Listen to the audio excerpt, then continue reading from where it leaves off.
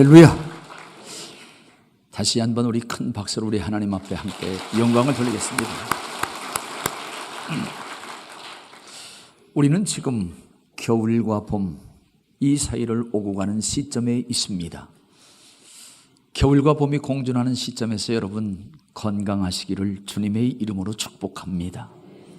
여러분 몸도 건강하고 영혼도 건강하고, 그리고 질병을 가지고 온 분 하나님께서 손을 대주셔서 다시 한번 건강의 회복이 있으시기를 주님의 이름으로 축복합니다. 우리 옆 사람에게 건강하십시오. 우리 같이 한번 우리 인사를 해주시면 좋겠습니다. 네.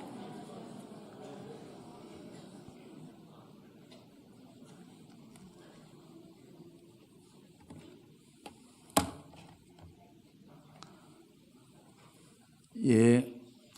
우리 유대인의 지혜서라고 하는 탈무드를 보면은 탈무드의 이러한 교훈을 우리에게 소개를 합니다.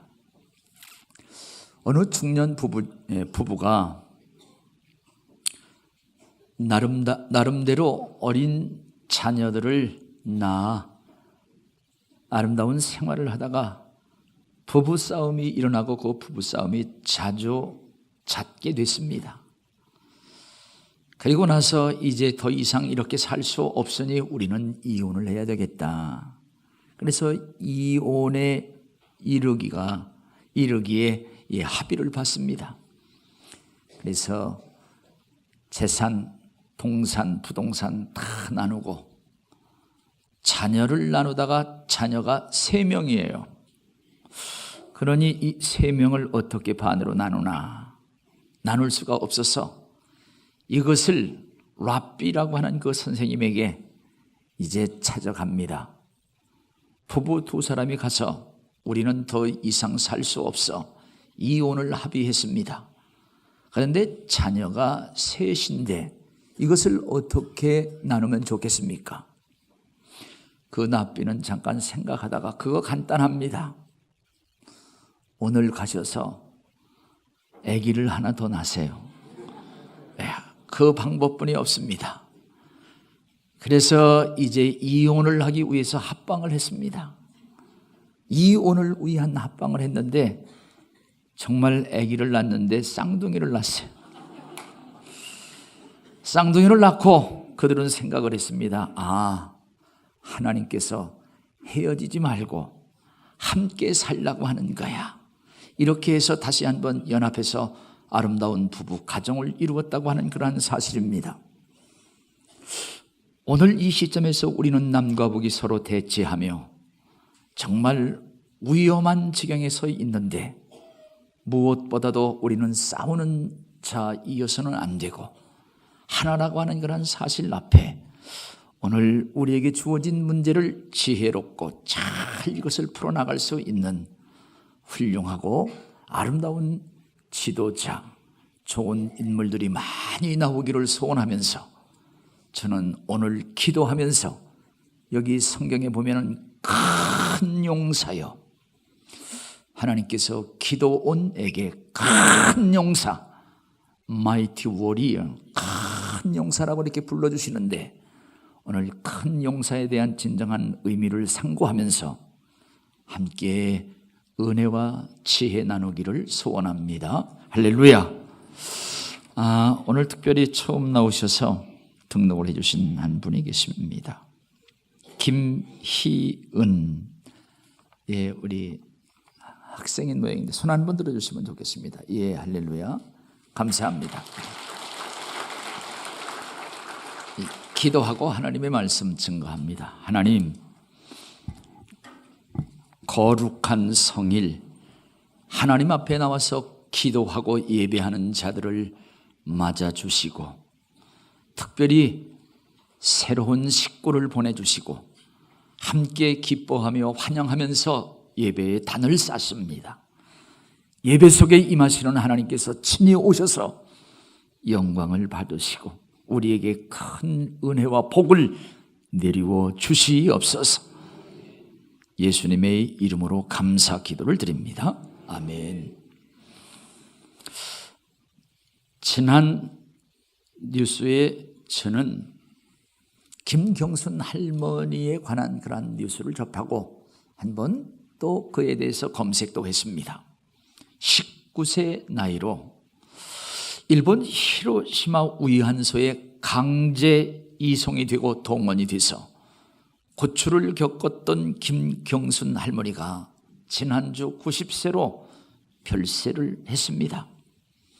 그는 일제 식민지의 치욕을 자기 온 몸으로 다 그것을 끊어 안으면서 살았던 산 증인이었었습니다.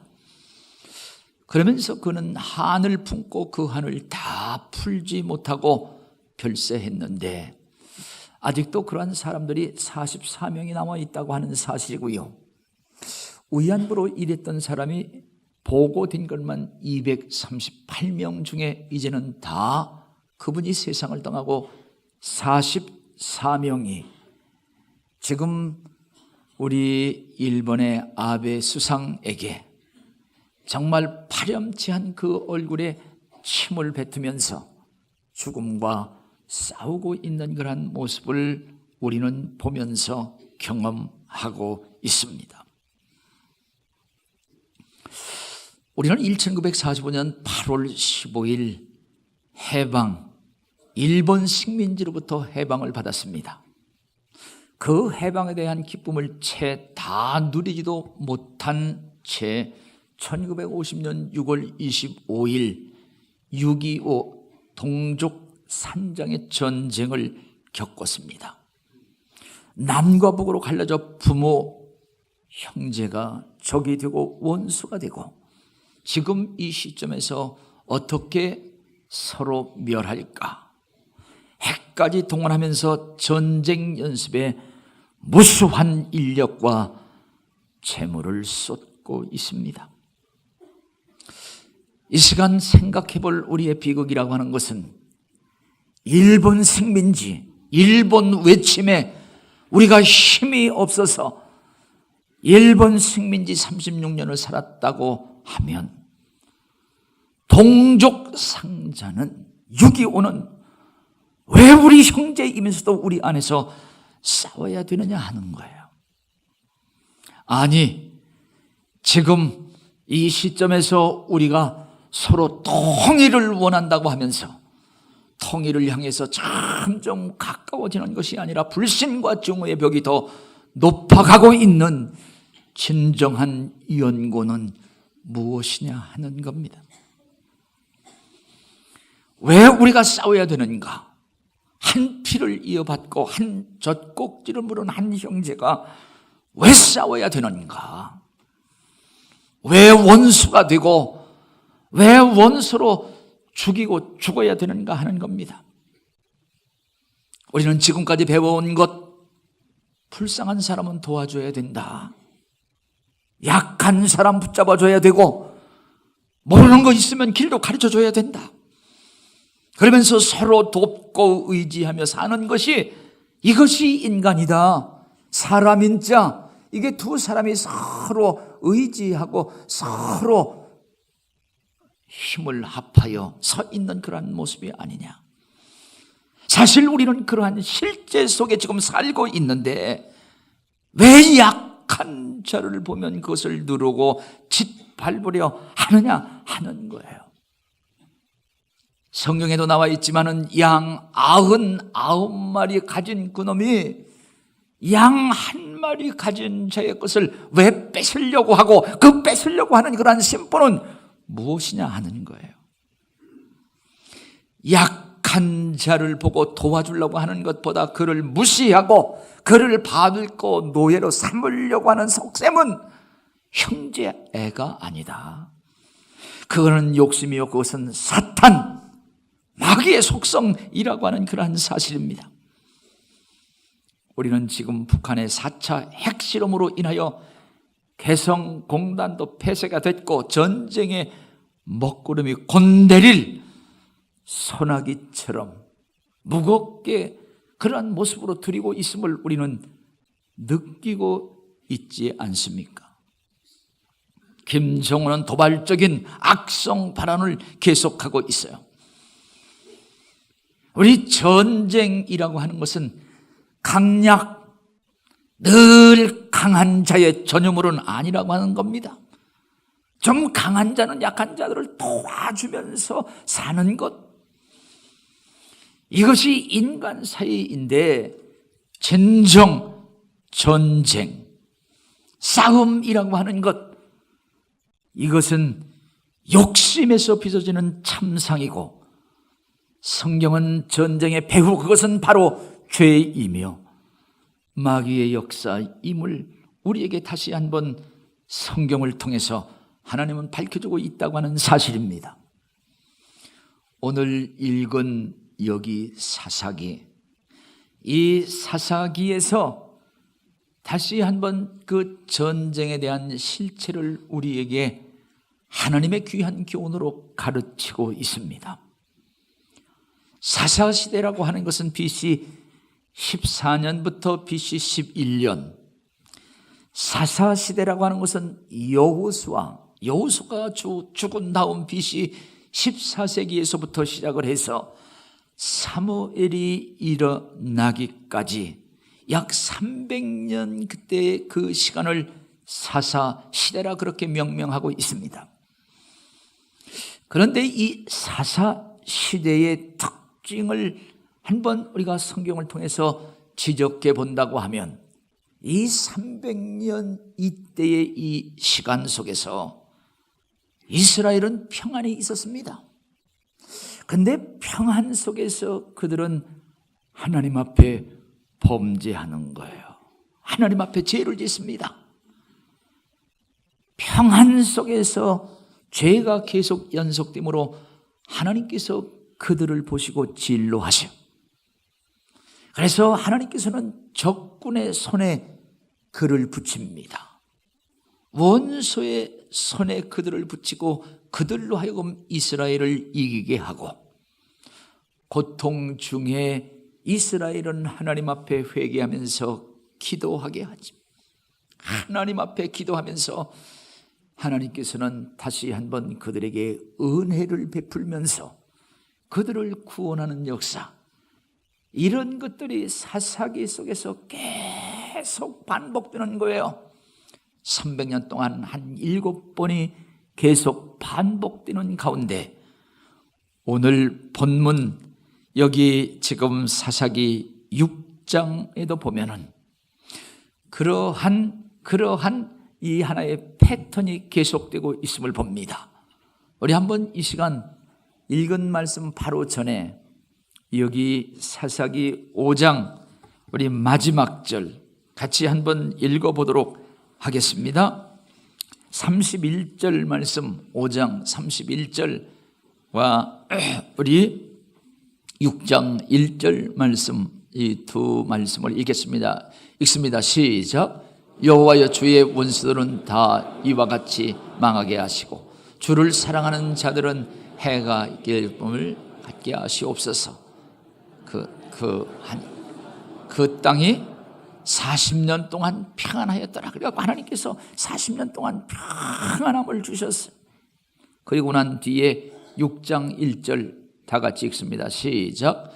이스라엘 자손이 또 여호와의 목전에 악을 행하였으므로 여호와께서 7년 동안 그들을 미디안 손에 넘겨주시니 이스라엘이 또 하나님 앞에 죄를 범하니, 하나님 앞에 악을 범하니, 또 그들이 이스라엘의 미디안의 손에, 미디안 사람의 결국 패배자로, 이제 오늘 본문은 우리에게 그 상황을 자세히 소개하고 있습니다.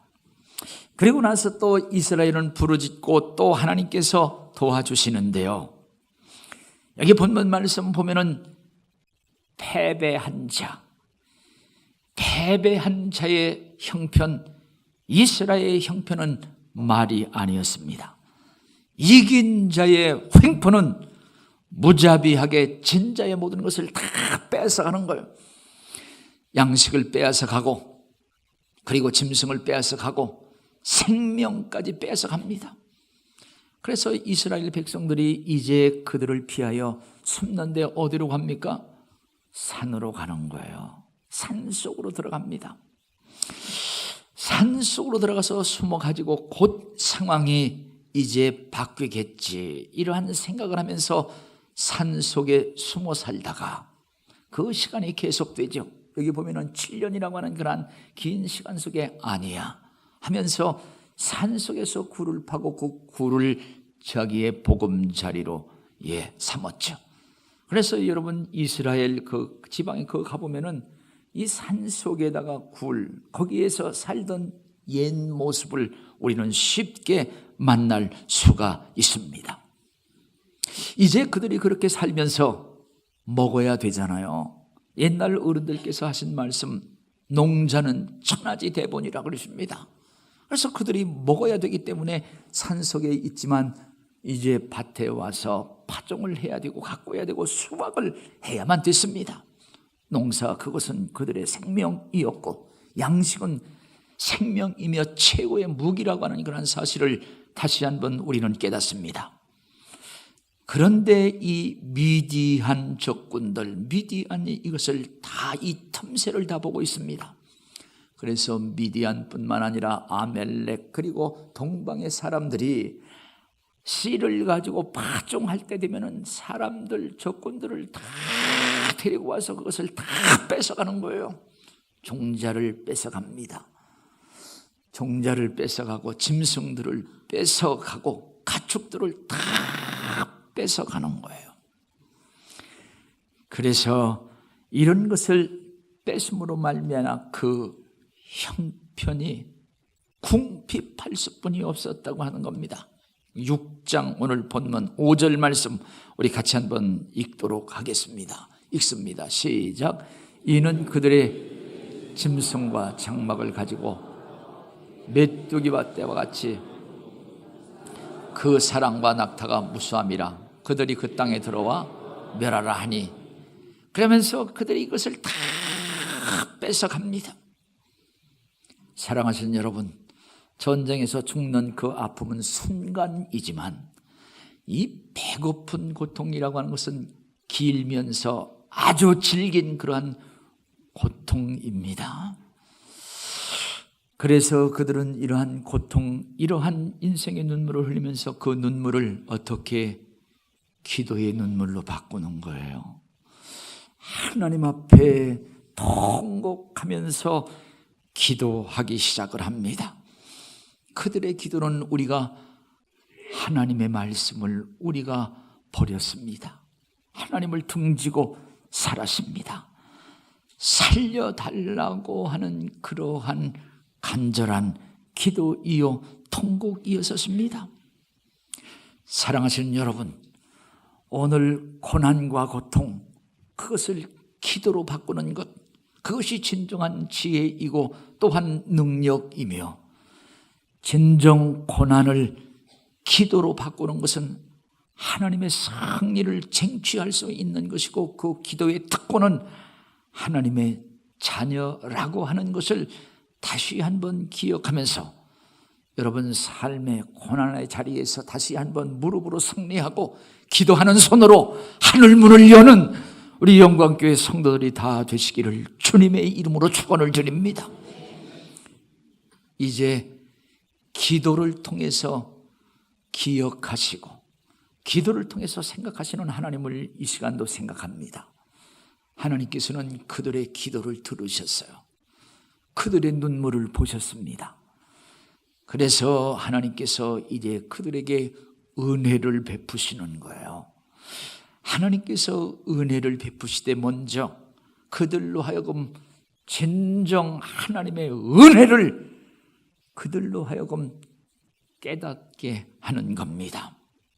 그래서 한 선지자를 먼저 보내어 그들로 하여금 은혜를 깨닫게 하면서 믿음을 갖게 하는데, 너희들이 지금 살아있는 너희들의 생명, 지금 너희들이 살고 있는 이 가나안 땅, 하나님께서 너희들이 종되었던 애굽, 그 바로의 그 압박과 족과 종되었던 그곳에서 하나님께서 그들을 구원해내 그리고 광야로 나오게 하고 광야를 거쳐서 가나안 땅에 들어와서 가나안의 원주민들을 다 쫓아내고 너희들을 여기다 심었는데 너희들을 종으로 세운 것이 아니라 여기에 주인으로 세웠다고 하는 겁니다. 그래서 하나님께서 종되었던 그들을 불러내 가나안의 주인으로 세우면서 이제 너희들이 섬겼던 바로 또 그곳에서 바로가 섬기는 그러한 신 무서워할 것이 아니고 그것을 버려야 될 것이며 나가서 가나안 땅에 들어와서 가나안 땅에 있는 이 신들 이들의 풍습을 절대로 받아들이지 말아라. 너희들은 이것을 주신 하나님의 말씀을 기억하고 하나님을 섬기며 하나님과 함께 진정한 평강과 승리의 삶을 누리라. 이렇게 말씀했는데 평안 속에서 하나님의 말씀을 잃어버리고 하나님을 등지며 우상을 섬기는 그 삶 속에서 그들은 양식을 잃어버리고 터전을 잃어버리고 생명을 잃어버리기 전에 하나님의 은혜를 잃어버리고 하나님의 말씀을 잃어버리고 하나님을 잃어버렸다고 하는 사실을 다시 한번 깨닫게 하는데, 사랑하시는 여러분, 오늘 우리가 이 세상의 어떤 문제, 내가 꼭 잃어버린 것을 그것을 찾으려고 하는 그 이전에 하나님의 말씀, 하나님의 진정한 은혜를 찾고 감사하면서 새롭게 시작하고 승리하는 저와 여러분 다 되시기를 주님의 이름으로 축원을 드립니다. 이제 그러고 나서 하나님께서는 은혜를 베푸시되 여기 기도원을 선택하여 그 기도원으로 하여금 지금 환경 이스라엘 백성들을 구원하게 하시는 거예요. 여기 기도원은 오늘 여기 성경 말씀 보면 요아스의 아들로서 농사를 짓는 사람이었습니다. 그는 약하고 겁도 많고 의심도 많은 쫄장부였습니다. 그리고 그가 고백한 것처럼 그는 아주 가문도 그렇고 연약한 그에게 하나님의 사자가 와서 기도원 큰 용사여, 큰 용사여 이렇게 말씀하시면서 이스라엘을 미디안 손에서 구원하라 이런 말씀을 하시는 거예요. 기도원에게 큰 용사여, 네가 큰 일을 하되 이스라엘을 미디안 그 손에서 구원하고 그를 이기라고 하는 그러한 명령을 그에게 주십니다. 오늘 큰 용사, 큰 용사를 통해서 큰 은혜를 베푸시는 하나님이신데요, 이제 이 기도원은 지금 무엇을 하고 있냐 하면 수확기, 밀 수확기를 맞아서 밀을 따다가 밀을 타작을 하는데 포도즙틀, 아주 협소한 포도즙틀에서 밀을 겨우 조금씩 이렇게 타작을 하는 것은 미디안 사람들이 혹시 나를 보고 와서 다 빼앗아 가지 않을까, 미디안 사람들에게 들키지 않기 위해서 그는 협소한 공간에서 두려움 속에 밀타작을 하고 있시, 바로 그때에 하나님의 사자가 와서 큰 용사라고 합니다. 아니 내가 무슨 큰 용사요? 아니 내가 어떻게 정말 이스라엘을 내가 구원할 수가 있어? 그런데 큰 용사라고 하시는 그 말씀, 큰 용사는 첫째는 하나님께서 너를 택하셨다고 하는 거예요. 하나님께서 너를 택하시고 부르셨다고 하는 건데, 오늘 우리가 그리스도 안에서 택함을 받은 자처럼 하나님께서 너를 택했기 때문에 너는 할 수 있어. 아니 하나님께서 너를 용사로 만들겠어. 하나님의 주권적인 의지이며 하나님의 주권적인 선포라고 하는 사실을 다시 한번 확신하시고 믿으시기를 주님의 이름으로 축원을 드립니다. 그러면서 그 말을 들은 이 기드온은 내가 어떻게 할 수 있습니까? 내가 무엇으로 그 일을 내가 할 수 있습니까? 나는 이스라엘의 12지파가 있는데 12지파 속에서도 므낫세라고 하는 그런 지파는 아주 연약한 지파예요.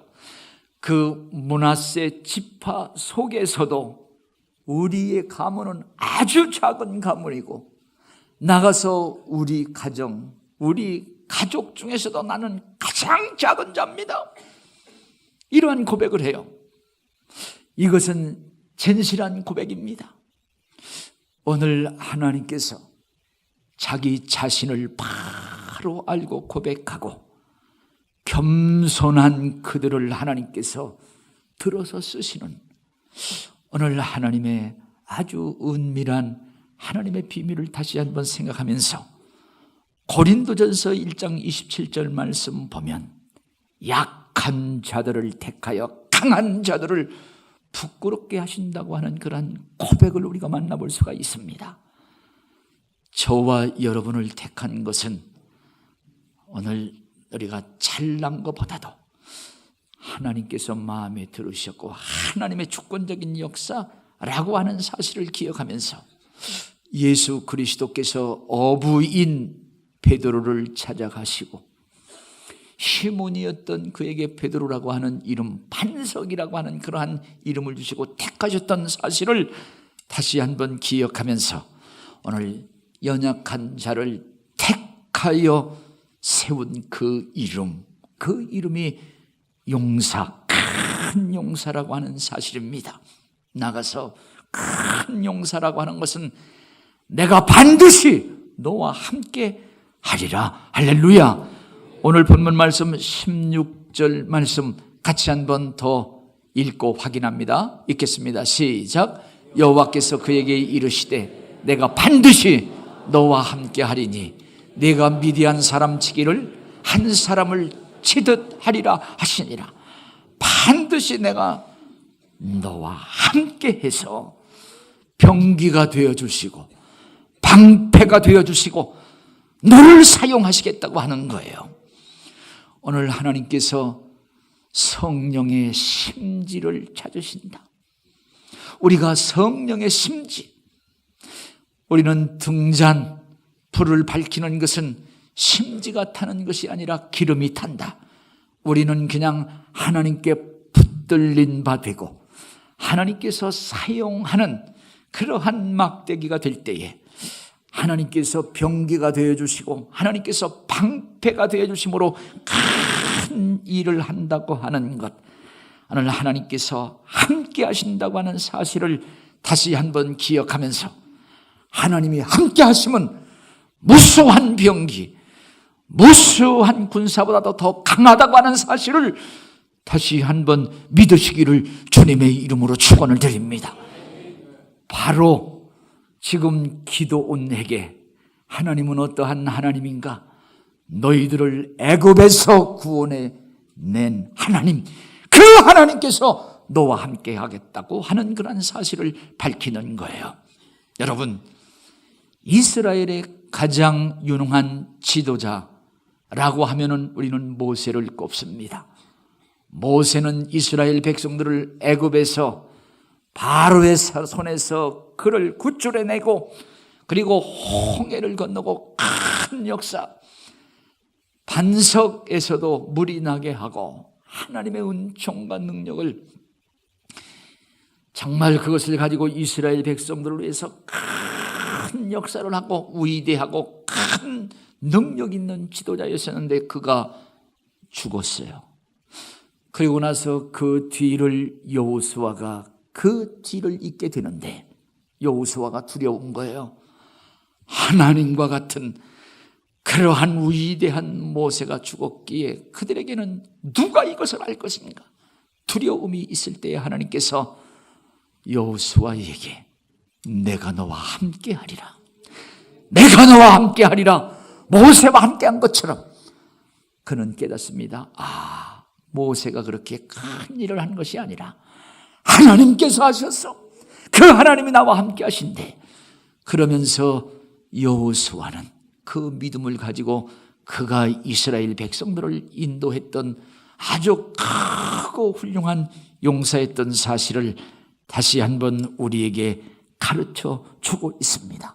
시편 16장 8절 말씀 보면 하나님을 모신 자는 요동치 아니하시며 하나님은 날마다 우리의 짐을 져주시는 구원과 승리임을 시편 68편 19절은 우리에게 그렇게 증거하고 있습니다.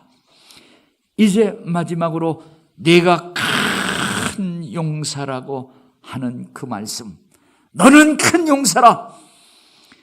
이 말씀은 내가 너와 함께 하겠다, 내가 너를 택했다, 그 다음에 내가 너를 그렇게 길러내겠다 하시는 말씀이에요. 큰 용사라고 하는 것은 내가 너를 그렇게 키워내겠다고 하는 하나님의 의지적인 선포라고 하는 그러한 사실입니다.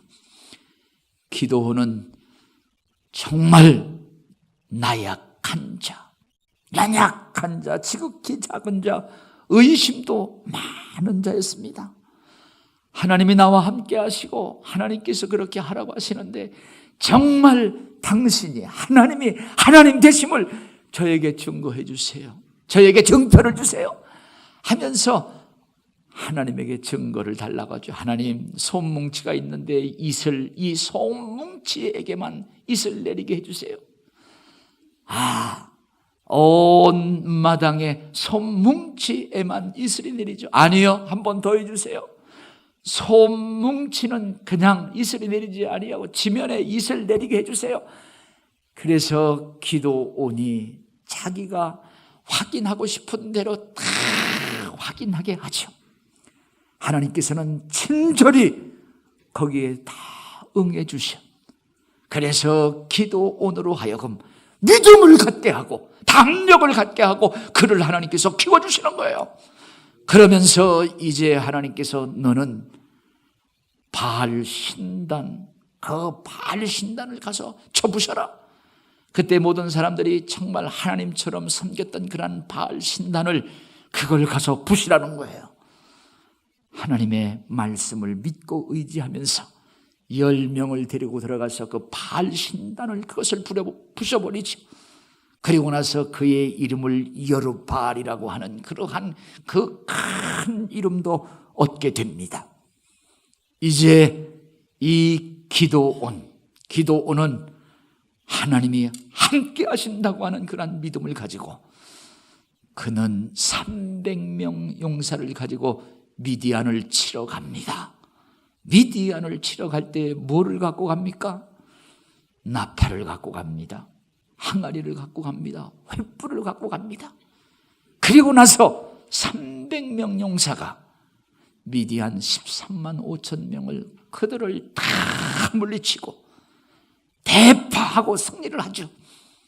이랬던 모든 것들을 다 회수하는데 그렇게 그가 승리할 수 있었던 것은 하나님께서 쌓아주심, 하나님의 은혜였다고 하는 사실을 성경은 우리에게 다시 한번 가르쳐 주고 있습니다.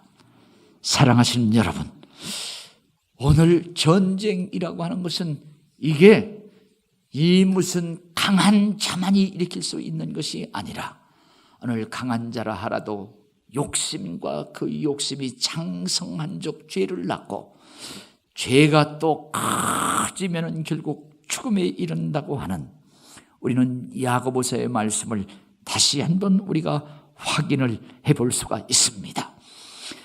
그러나 우리가 여러 가지 고난 속에서도 고난은 우리를 더 강하게 하고 고난은 더 우리에게 유익을 주시는 놀라운 기회임을 우리 다윗은 그렇게 시편 119편 71절 가르치고 있습니다. 나가서 우리 하나님은 잠언서 17장 9절 말씀 보면 우리 하나님께서는 우리의 마음을 연단하시며 믿음의 시련은 금보다도 귀하다, 그러한 말씀을 하십니다. 하나님께서는 이렇게 이름을 주셨고 그 이름에 대한 연단 또 이름에 대해서 그것을 키워내시겠다고 하나님은 말씀을 하고 계십니다.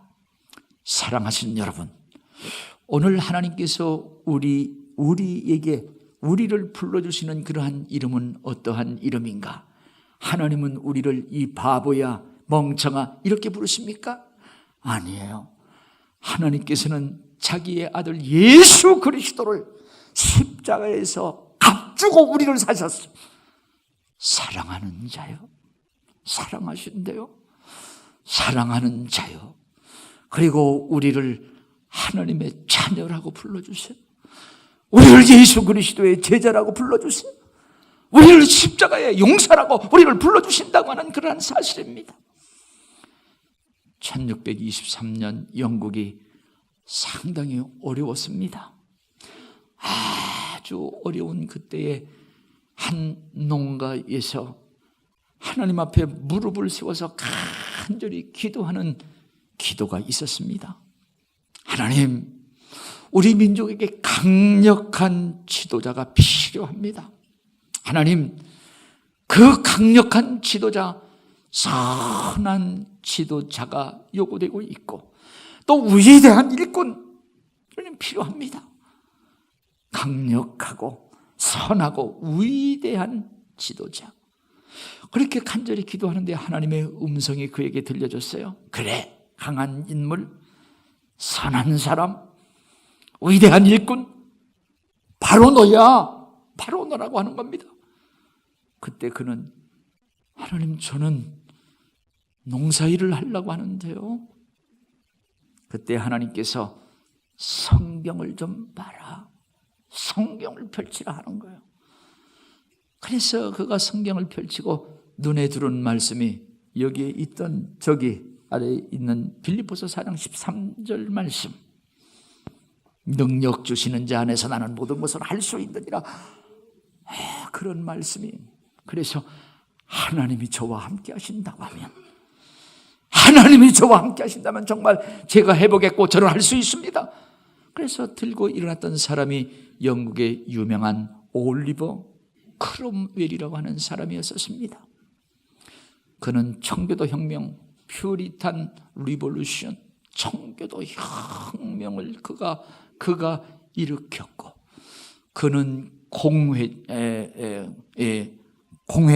공회정 정치를 수립하는 데 큰 일을 했고, 정말 영국 역사상에 아주 위대한 인물로 기록되고 있다고 하는 사실입니다.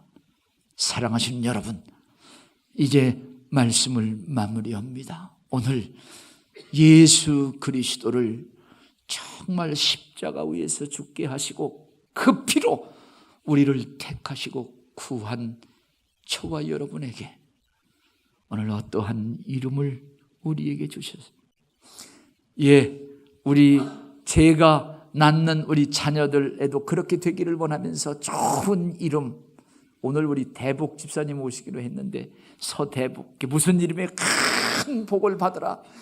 대복, 형통, 온유, 무슨 일 있는데 하나님께서도 오늘 우리에게 주시는 그 이름은 그냥 이름이 아니고 이름 속에 곧 능력이 있는데, 하나님이 함께 하시고 하나님께서 그렇게 키워내시며 하나님께서 도우셔서 하나님의 영광을 드러내시겠다고 하는 하나님의 놀라운 선포이고 또한 하나님의 보장이라고 하는 사실을 기억하면서 하나님의 자녀로, 하나님이 사랑하는 자로, 주의 제자로 올해 큰 열매를 맺으며 이름에 꼭 맞는 승리와 열매가 풍성한 우리 영광교회 성도들이 다 되시기를 주님의 이름으로 축복합니다. 오늘